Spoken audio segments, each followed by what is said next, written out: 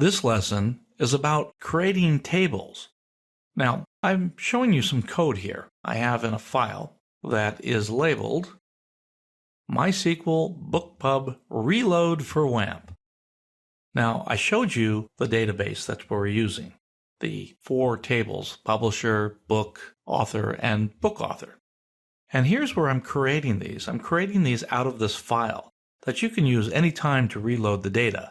And I'll put this in your working files so you can reset the tables anytime you need to. But let's take a look at the create table statement. That's the first thing we basically do. The word create, table, those are the key words. Now, author is the name that I made up. You have to give each table a name. Now, tables are defined between an open parentheses and a closed parentheses. I could, if I wanted to, move this down to a line below. Okay? Now, within these parentheses, just to create a little space here, I have the column names themselves. Social Security number, last name, so forth, down the line. Right after each name, I have to specify a data type. Now, a data type is the kind of data that can be held in the column. And there's 3 basic types of data. There's character data or textual data. And what you see here, varchar, says that it can be of a variable length. We don't have to reserve 11 spaces. I have 11 defined here as the maximum length that can be held in this column. But the varchar says if I have something less than 11, then just store as much as you need. Don't use up the whole 11. Now, with a social security number, that should be always the same. In this case, the social security number is 9 digits with 2 hyphens in it. Now to the right here, I displayed the words primary space key. You may recall the primary key is something that we use to keep track of each unique row. Now, theoretically, a social security number should never be repeated. It should be unique per citizen. So hopefully, it'll always be unique. And we can use this field as a primary key. Now, by specifying this, we get some freebies. The column is automatically defined as not being allowed to hold null values. It has to have something in it, or if we try to put a row in the database without a social security number, it'll object. It'll give us an error message. It also says that it has to be unique. It builds what's called in the game a unique index on that column that in the database will ensure that we never put in a duplicate value. It'll give us an error message. Now let's go down. I have last name, and again I have a varchar, and this time I defined the length of the varchar as being 40. That means my last name could be up to 40 characters, not past that, but up to. But if my last name is Lee, it'll only hold 3 characters because it is a variable character. And I said that I want this to be not null. Essentially that means it's a required column. We're not going to allow a row to go into the author table unless you give it a last name. Let's go down here to the phone number. Again, a varchar, but this says null. And nulls mean that nulls are allowed. I don't have to know the phone number.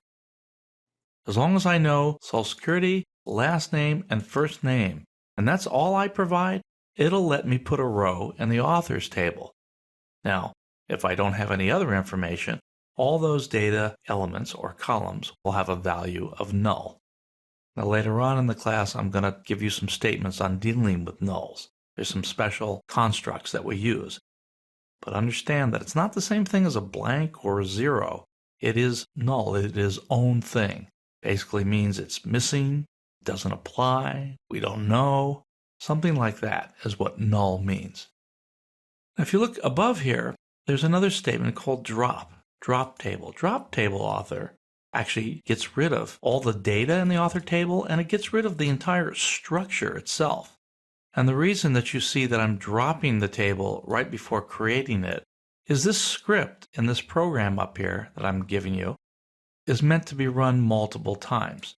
So the first time in, of course, this drop table author will give an error, and that's okay. It'll say there is no table author to drop.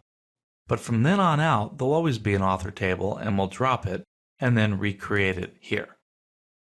Later on in the script, there's statements that will populate these tables with data, but I'm going to hold that discussion off till a later time. I want to look at some different character data types that we have with create statements. Let's go to a different part of another table.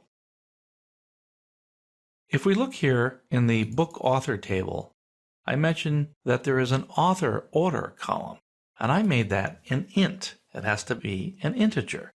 And notice I didn't give it a size. There's a default size that's quite large, and both going to negative numbers and positive numbers. And for most common applications, you are not likely to exceed how much can be held in there. So we generally do not specify a number. That becomes an issue that can be looked up in the MySQL manual. Royalty share is defined as numeric 5, 2.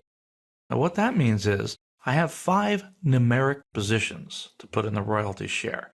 2 of them will be considered to be decimals. So if I had 68.50, that would fit into a 5, 2 field. So that's what that means. It's 5 long. The last 2 are considered to be part of a decimal place. We don't actually put the dot in the definition, but when we enter data into this column with a dot, it'll know what to do. A dot for the decimal point. Now here's something also unique on this table. The primary key has to be both the Social Security number and the ISBN number. And I can't put that right after the column. Instead of not null, I can't put that right there and then put one there. It gets confused. If I need a combination primary key, I have to do it this way. The words primary key, column 1, column 2, part of the key. I could have more than 2, but in this case I just have the 2. Okay, so this is a numeric type. We had numeric with decimal places. I could use the word decimal as well. And I used int for integer values. Let's go down into the book table. I have another data type here called date, and I said it can be null. So date is a special kind of database construct that knows how to deal with dates. It stores dates internally in a format that's a 4-character year, followed by a hyphen, 2-character month, a hyphen, and a 2-character day. But that's the internal format. There are other ways to deal with dates and functions to deal with dates that are in different formats and get them into the proper format that are being held by the database. The beauty of a relational database is, as much as possible, we don't have to think about how something's being stored. We just need to ask it the question the way it wants to hear it, so to speak. So those are the 3 basic types. There's numbers, there's character types, varchar, and date types. We can also store time and date time as well. This ends our first lesson on using the create table statement.